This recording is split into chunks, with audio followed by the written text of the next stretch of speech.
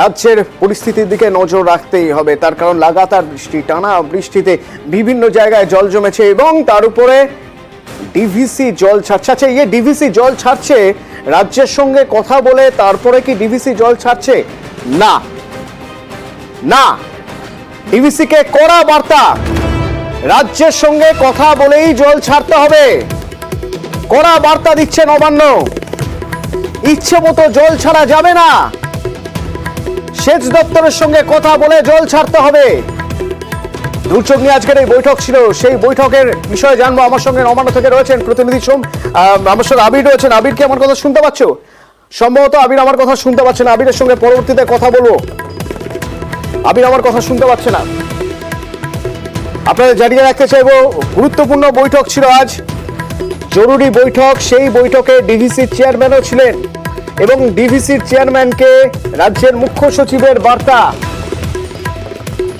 ইচ্ছে মতন জল ছাড়া যাবে না, সেচ দপ্তরের সঙ্গে কথা বলে জল ছাড়তে হবে ডিভিসিকে। কি হলো এই বৈঠকে জানবো। আবির আমার সঙ্গে রয়েছেন নবান্ন থেকে। আবির, কি হলো আজকের এই বৈঠকে?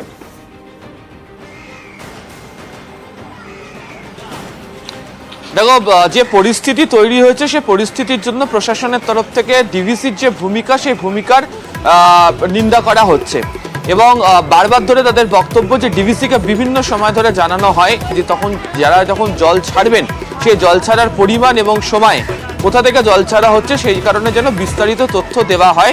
সেই তথ্য তাদেরকে যথাযথ সময় দেওয়া হচ্ছে না, এমন অভিযোগ তারা রাখছেন। যদিও ডিভিসির তরফ থেকে বলা হচ্ছে যে ওয়াটার কমিশনের যে নিয়ম, সেই নিয়ম অনুযায়ী তারা যখন যে জায়গা থেকে জল ছাড়ছেন সেই সংক্রান্ত বিষয়ে রাজ্য সেচ দপ্তরের যারা আধিকারিকরা রয়েছেন তাদের সঙ্গে তারা যোগাযোগ রাখছেন এবং জল ছাড়ার পরিমাণ পর্যন্ত জানাচ্ছেন। আজকে 3:40 নাগাদ যে শেষ রিপোর্ট পাওয়া গেছে সেই অনুযায়ী কত পরিমাণ জল মাইথন এবং পাঞ্চেত এই দুটি জায়গা থেকে ছাড়া হয়েছে সেই সংক্রান্ত রিপোর্টও ডিভিসির বক্তব্য যে তারা রাজ্যের সেচ দপ্তরকে তারা ইতিমধ্যে জানিয়ে রেখেছে। তবে মূল যে বিষয়টা নিয়ে অভিযোগ উঠতে শুরু করেছে সেটা হচ্ছে যে বিগত কয়েক দিন ধরে লাগাতার ডিভিসির যে ভূমিকা তা নিয়ে প্রশ্ন তোলা হয়েছে এবং সেক্ষেত্রে দাঁড়িয়ে ডিভিসি কেন ড্রেজিং করছে না তাদের জলাধারগুলো তা নিয়ে তারা প্রশ্ন তুলেছেন এবং যে কারণে ঝাড়খণ্ডে যদি অতিবৃষ্টি হয় সেই অতিবৃষ্টির জল ধরে রাখার জন্য এই ব্যারেজগুলোতে, জলাধারগুলোতে যে পরিমাণ জায়গা থাকার কথা সেই জায়গার একটা অভাব রয়েছে এবং ড্রেজিং না করার কারণে পলি জমে থাকছে, ফলে জল ধরে রাখতে পারা যাচ্ছে না এবং এই বিষয়েও যাতে ডিভিসির তরফ থেকে যথাযথ ব্যবস্থা গ্রহণ করা হয় তা বলা হয়েছে। তবে আজকেও যে পরিমাণ এখনো পর্যন্ত জল ছাড়া হয়েছে তার একটা প্রভাব ইতিমধ্যে আসানসোল, দুর্গাপুর, বর্ধমান, বীরভূম, হুগলি বিস্তীর্ণ অংশ জুড়ে ইতিমধ্যেই পড়তে শুরু করেছে এবং এই পরিস্থিতি যাতে আর হাতের বাইরে না যায় তার কারণ হচ্ছে আগামী পরশুদিনকে ভরা কোটাল রয়েছে, হাই টাইডের কারণেও একাধিক জায়গাতে জলমগ্ন হওয়ার একটা সম্ভাবনা থাকে।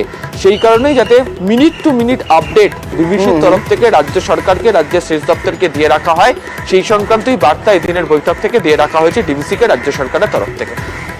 ধন্যবাদ আবির। এবং এই ডিভিসির জল ছাড়া নিয়ে রীতিমতো তোড়জোড় শুরু হয়ে গেছে, কারণ কুণাল ঘোষের বক্তব্য, যেখানে কুণাল ঘোষ বলছেন ম্যানমেড বন্যা চক্রান্ত করা হচ্ছে। ডিভিসি তারা ম্যানমেড বন্যা পরিস্থিতি তৈরি করে দেওয়ার জন্য জল ছাড়ছে বাংলায়। যখন গ্রীষ্মকালে কৃষিকাজের জন্য, সেচের জন্য জল চাওয়া হয় তখন ডিভিসি দেয় না। অতি বর্ষণ, নদীগুলো উপচে যাচ্ছে, অন্যদিকে ভরা কোটাল আসছে, তার সঙ্গে ডিভিসি জল ছাড়ছে, জলমগ্ন হওয়ার পরিবেশ পরিস্থিতি তৈরি হয়েছে। এটা কিন্তু আবার ম্যানমেড, এটা ডিভিসি তারা জানে যে এই সময় যদি অতিরিক্ত জল বাংলার দিকে ছেড়ে দেয় তাহলে বাংলার বিস্তীর্ণ এলাকায় জলমগ্ন হওয়ার, বন্যা পরিস্থিতি হওয়ার সম্ভাবনা দেখা দেবে, আশঙ্কা হয়ে যাচ্ছে। কিন্তু ডিভিসি রাজ্যের সঙ্গে কথা বলে যে জল ছাড়ছে না, এই কথা মানতে নারাজ সুকান্ত মজুমদার। আগের বছরও রাজ্য সরকার এই কথা বলেছিল, তারপরে ডিভিসির তরফ থেকে প্রমাণ সহ প্রমাণ করে দেওয়া হয়, প্রত্যেকবার মেল করা হয় এবং জানানো হয় রাজ্য সরকারকে। রাজ্য সরকারের অফিস কাজই করে না, তো কি করবে তারা?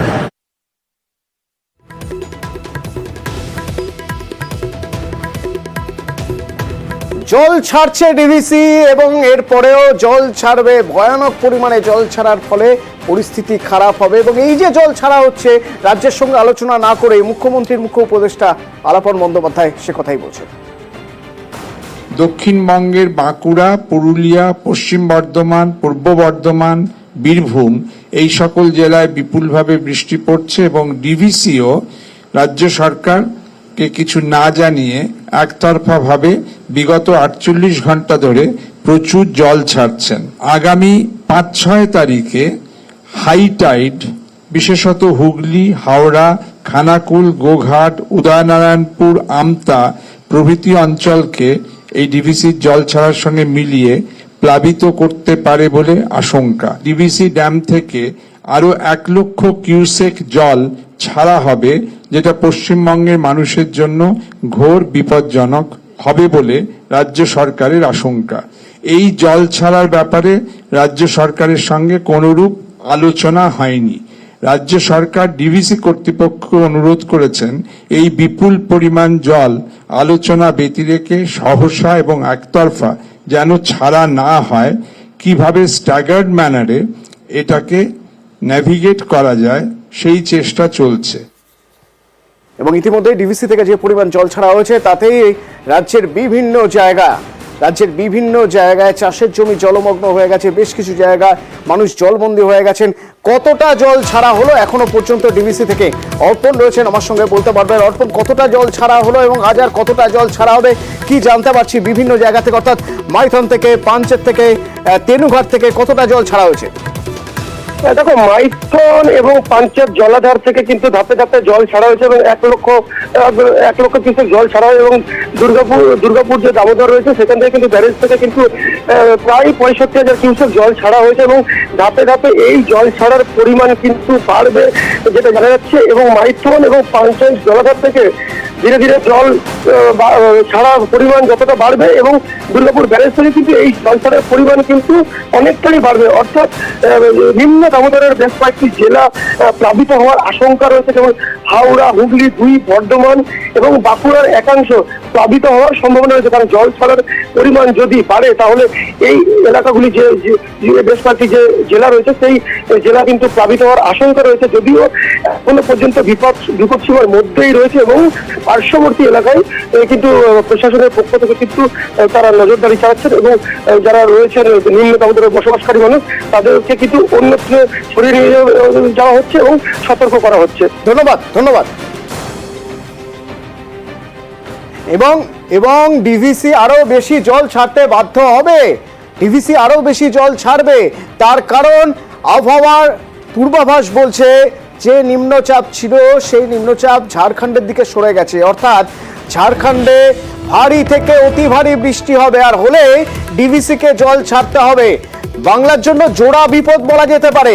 একদিকে যেমন এখানে চলছে বৃষ্টি, লাগাতার বৃষ্টি চলবে দক্ষিণবঙ্গে, ঠিক তেমনি নিম্নচাপ সরেছে ঝাড়খণ্ডে, ফলত পড়শি রাজ্যে বেশি বৃষ্টি হবে এবং তার জন্য আবার জল ছাড়বে ডিভিসি, বেশি পরিমাণে জল ছাড়তে পারে। আমার সঙ্গে বিশ্বজিৎ রয়েছে। বিশ্বজিৎ, প্রথমে একটু জানতে চাইব নিম্নচাপের অবস্থান, তার কারণ নিম্নচাপ ঝাড়খণ্ডের দিকে যদি সরে গিয়ে থাকে তাহলে এই গভীর নিম্নচাপ ভারী বৃষ্টির কারণ হবে এবং ডিভিসি জল ছাড়লে আবার সেই ভুগবে বাংলা।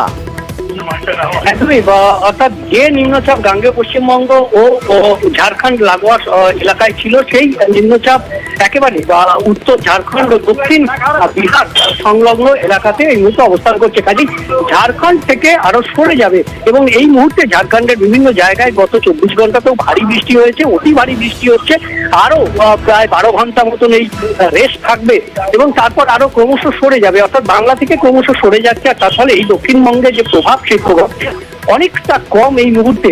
এবং আরো দুটি সিস্টেম ছিল, অর্থাৎ সক্রিয় মৌসুমী অক্ষরেখা এবং আরো একটি ইস্ট ওয়েস্ট, এই দুটি এখনো থাকছে এবং তার ফলে দক্ষিণবঙ্গে বিক্ষিপ্তভাবে বৃষ্টি চলবে এবং আগামীকালও বজ্র বিদ্যুৎ সহ বৃষ্টি হতে পারে কয়েক জেলায় এবং মঙ্গলবারও ভারী বৃষ্টির আবার নতুন করে সম্ভাবনা পশ্চিমের দিকের জেলাগুলিতে। কিন্তু উত্তরবঙ্গে দুর্যোগ বাড়বে, কারণ একটি পূর্ব পশ্চিম অক্ষরেখা যেটি রয়েছে সেটি একেবারে উত্তরবঙ্গের উপর দিয়ে গেছে, রাজস্থান থেকে এসে একেবারে আসাম পর্যন্ত বিস্তৃত রয়েছে এবং সক্রিয় মৌসুমী অক্ষরেখা বাংলাতে। আর তার ফলেই উত্তরবঙ্গে বৃষ্টি আবারও বাড়বে, দুর্ভোগ আবার আসতে চলেছে রবিবার থেকে মঙ্গলবার। উত্তরবঙ্গের জন্য টেনশন রয়ে গেল। বিশ্বজিৎ, একটু জানতে চাইবো দক্ষিণবঙ্গ ভারী বৃষ্টি দেখেছে দুদিন, দক্ষিণবঙ্গের জন্য কি পূর্বাভাস রয়েছে?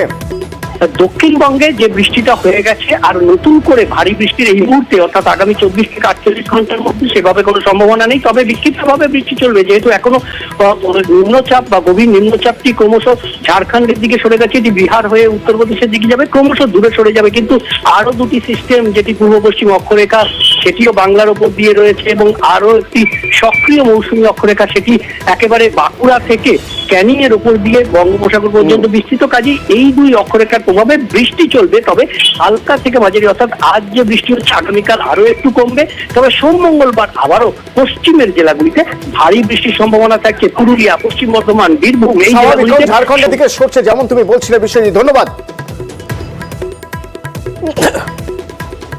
এবং গতকাল রাত থেকে যে বৃষ্টি হয়েছে, সেই বৃষ্টিতে কলকাতা এয়ারপোর্টের ছবিটা একবার আপনাদের দেখাই, দেখুন কি অবস্থা। রানওয়ে বেতে কিভাবে জল জমে গিয়েছে, পার্কিং বের এই অবস্থা। 8টি পাম্প চালু করতে হয়েছে এই জল সরাতে। বিমান ওঠানামা কি ব্যাহত হয়েছে, কি অবস্থা জানবো। আমার সঙ্গে অনুপ রয়েছেন প্রতিনিধি। অনুপ, কি অবস্থা ওখানে? তো বিমান ওঠানামায় কিন্তু কোনো সমস্যা হয়নি, তার কারণ একেবারে যে রানওয়েতে বিমানবন্দরে কিন্তু জল ছিল না, সেই কারণে শুধুমাত্র যেখানে বিমান পার্কিং বে সেখানে যেমন জল ছিল, পাশাপাশি অ্যাপ্রন এলাকা, ট্যাক্সি বে, এই সমস্ত এলাকায় জল ছিল। ফলে যাত্রী যারা সেখানে যাচ্ছিল তাদেরকে জল পেরিয়ে যেমন যেতে হচ্ছিল, শুধু এই সমস্যার মধ্যে পড়েছিল। কলকাতা থেকে যে সমস্ত বিমান বিভিন্ন গন্তব্যস্থলে যায় বা গন্তব্যস্থলে আসে, সেক্ষেত্রে প্রত্যেক যাত্রীদেরকে কিন্তু এই জল পেরিয়ে যেতে হয়েছিল। কিন্তু বিমানবন্দর রানওয়ে অত্যন্ত উঁচু, সেই কারণে কিন্তু বিমানবন্দর রানওয়েতে জল ছিল না বলে এমনটাও কিন্তু পরিষ্কার। কিন্তু এতটা পরিমাণে পার্কিং বে, ট্যাক্সি বে, অন্যদিকে অ্যাপ্রন এলাকায় জল ছিল, সেখানে কিন্তু 8টা আলাদা করে বিমানবন্দর কর্তৃপক্ষ পাম্প বসানো দেওয়া হয়। সেই পাম্পের সিস্টেমে কাজ করার পরবর্তী ক্ষেত্রে কিন্তু জল এই মুহূর্তে পুরোপুরি বাইরে বের করা সম্ভব হয়েছে, এবং এই যে এখন এই মুহূর্তে বিমানবন্দরে যে স্বাভাবিক ছন্দে ফিরেছে, এমনটাই কিন্তু বিমানবন্দর কর্তৃপক্ষ তারা জানাচ্ছে। এই বিমানবন্দরে জল জমা নিয়ে মেয়র ফিরহাদ হাকিমের বক্তব্য একটু শুনবো। সল্টলেক হওয়ার থেকে আরম্ভ করে আমাদের যে ওয়েটল্যান্ড গুলো ছিল, সেই ওয়েটল্যান্ড গুলো অনেক জায়গায় আগের থেকে, অনেক বছর আগের থেকে এগুলো সব এনক্রোচমেন্ট হয়ে গেছে। এইটা ন্যাচারাল জলটা এখন নামছে না। অথচ যে সময় বাইপাস তৈরি হয়েছিল, সেই সময় ড্রেনেজটা তৈরি করা হয়নি।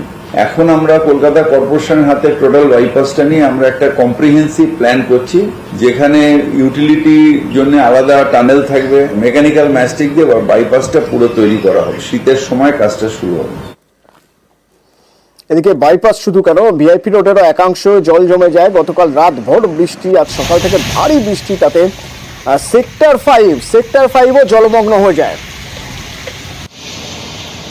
কলকাতা পৌরসভা প্রস্তুত বলেই আপনারা সবাই সারা ভারতবর্ষের ছবি দেখাচ্ছেন, কিন্তু কলকাতার ছবি এত চেষ্টা করেও দেখাতে পারছেন না। ফাতিপুর আন্ডারপাস তো চিরকালই হয়েছে, আজকে নয়। বেহালা এখনো কেআইপির কাজটা শেষ হয়নি। কেআইপির কাজ শেষ হয়ে গেলে ওটাও শুধরানো যাবে। আমার এমএমআইসি, তারক সিং এবং ড্রেনেজ ডিপার্টমেন্ট এরা ডিসিল্টিংটাকে এত ভালো করে করেছে যে নর্মাল জল বেরিয়েছে, এবং অ্যাবনর্মাল জল হলে কয়েক ঘন্টা তো নিশ্চয়ই জমবে। নিশ্চয়ই কয়েকটা পকেটে এখনো আছে, 114 নম্বর ওয়ার্ডে, 127 নম্বর ওয়ার্ডে আছে। ওভারঅল যে জল জমার সেটার থেকে কিন্তু এবার আমাদের পরিস্থিতিটা অনেকটা ভালো। মাঝে কদিনের বিরতি ছিল, কিন্তু উত্তরবঙ্গে ফের বৃষ্টি, এবার ভারী বৃষ্টি। আবহাওয়ার পূর্বাভাস বলছে আরো ভারী বৃষ্টি হতে পারে উত্তরবঙ্গে। তো এখনই যে পরিমাণ বৃষ্টি হয়েছে, তাতে বাংলা সিকিম লাইফলাইন অর্থাৎ 10 নম্বর জাতীয় সড়ক বন্ধ হয়ে গিয়েছে। পার্থপ্রতিম প্রতিনিধি আমার সঙ্গে রয়েছেন, কি অবস্থা পার্থপ্রতিম ওখানে? দেখো, টানা বৃষ্টি চলছে এবং আগামীকাল পর্যন্ত ভারী থেকে অতি ভারী বৃষ্টির পূর্বাভাস রয়েছে কালিম্পং এবং নর্থ সিকিম জুড়ে। আর গত পরশু কিন্তু 3 জায়গায় ধর্ষণ ছিল বাংলা সিকিম লাইফলাইনে 10 নম্বর জাতীয় সড়কে। নতুন করে ধর্ষণ নামলো, বেশ কিছু ধর্ষণ এলাকায় কিন্তু পাহাড় থেকে বড় বড় পাথর এবং মাটির খসে পড়ছে টাইগারে, যা যথেষ্ট ঝুঁকি পারাপার। আর তাই কালিম্পং প্রশাসন সিদ্ধান্ত নিয়েছে যে আপাতত আজ থেকে ছোট গাড়ি, অর্থাৎ পর্যটক বোঝায় গাড়ি এবং যাত্রী বোঝায় ছোট গাড়ি চলাচলের উপর কিন্তু বিধিনিষেধ আরোপ করলো কালিম্পং জেলা প্রশাসন। মূলত সেবকের থেকে কিছুটা দূরে ব্রিজ ধারার কাছে যদি কিন্তু বড় সড়ো ধস নেমেছে জাতীয় সড়কের অংশ, সেজন্য আপাতত ছোট গাড়ি, পর্যটক এবং নিত্য যাত্রী বোঝায় গাড়ি চলাচলের উপর বিধিনিষেধ আরোপ করেছে। ঘুরপথে, অর্থাৎ শিলিগুড়ি থেকে এক সেবক হয়ে খালিছড়া পন্ডু হয়ে পৌঁছাবে আলগাড়া কালিম্পং, নয়তো শিলিগুড়ি থেকে সেবক হয়ে গরুবাথার লাভা আলগাড়া হয়ে পৌঁছাবে কালিম্পং। স্বাভাবিকভাবে তাদের যেহেতু দুর্ভোগটা বাড়বে, কিন্তু ঝুঁকি নিতে নারাজ কালিম্পং জেলা প্রশাসন, এমনটাই কিন্তু জানিয়েছে কালিম্পংয়ের জেলা শাসক। এবং আরেকটা আপডেট বিজয় যাচ্ছি, এটা হলো যে পথে যে ভারী যানবাহন চলাচল করতো সেখানেও কিন্তু 8 টনের বেশি কোনো গাড়ি ওঠানামা করবে না পাহাড়ি পথে, এমনটাই কিন্তু নির্দেশিকা জারি করেছে কালিম্পং জেলা শাসক। ধন্যবাদ। उसी NH10 में और एक छोटा सा रिस्ट्रिक्शन अपडेट कर रहे हैं हम लोग NH10 के लिए। जो आगे हम लोग छोटो गाड़ी में सब तरफ से गाड़ी हम लोग छोड़ रहे थे, अभी छोटो गाड़ी में सिर्फ private vehicles, government vehicles and government का ऑफिशियल जो गाड़ी चलता है और any emergency vehicles like fire service का अथवा इवन एम्बुलेंस का, इसी टाइप में इमरजेंसी व्हीकल मूवमेंट हम लोग अलाउ करेंगे, वो भी छोटो गाड़ी, बिकॉज बड़ो गाड़ी जाने का जगह नहीं है। हम लोग आशा कर रहे हैं खूब जल्दी वो हम लोग निकाल के even will be able to allow buses also, but as of now this is it's very important और कुछ उपाय नहीं है, हम लोग ये कर रहे हैं for safety of the passengers.